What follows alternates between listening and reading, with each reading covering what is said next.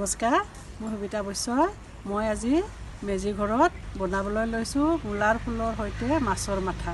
এয়া মোৰ বাগানৰ মূলাৰ ফুল।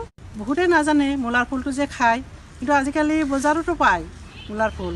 খাবলৈ বৰ ভাল লাগে, সৰু মাছেদি নহ'লে মাছৰ মাথাৰে বনাব লাগে, অকণমান খাৰ দি, খুব সোৱাদ হয় খাবলৈ।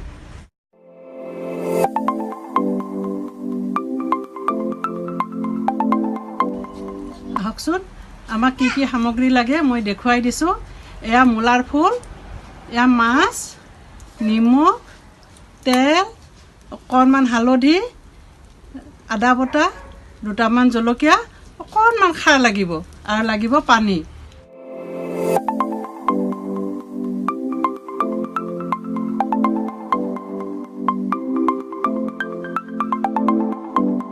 কেৰাহী গৰম হৈছে, কেৰাহীত তেল দিছোঁ।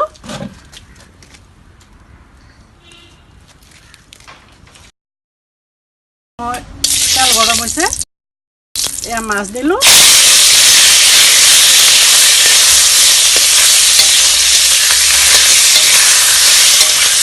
মাছখিনি নিমখ হালধি সানি থৈ দিছিলোঁ।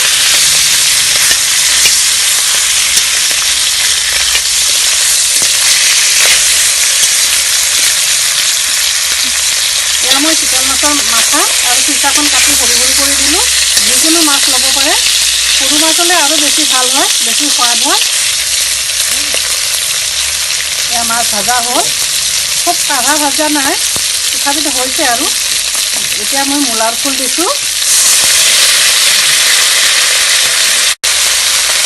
নিমখো দি দিলোঁ।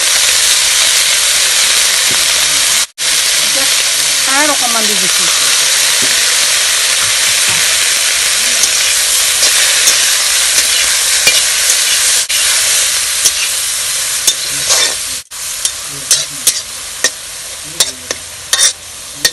এতিয়া জুইখিনি অকণমান কমাই দিম আৰু ঢাকনি দি দিম।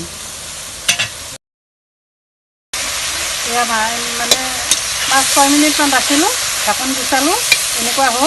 এতিয়া মই ইয়াতে কেঁচা জলকীয়া দিম। কেঁচা জলকীয়া ফালি থৈ দিছিলোঁ, এয়া দিলোঁ আৰু আদা দিলোঁ, আদা বটা।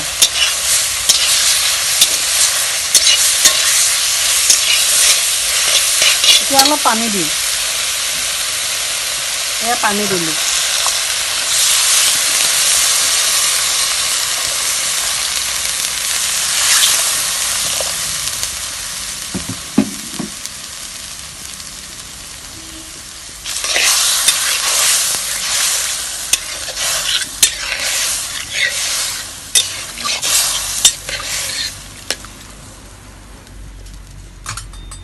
এতিয়া অলপ হালধি দিম।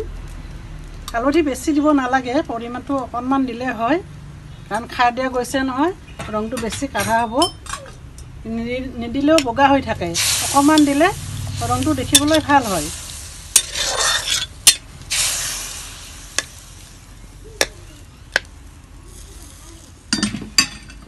এতিয়া ঢাকনি দি দিম, 15-20 মিনিট ৰাখিলে হৈ যাব।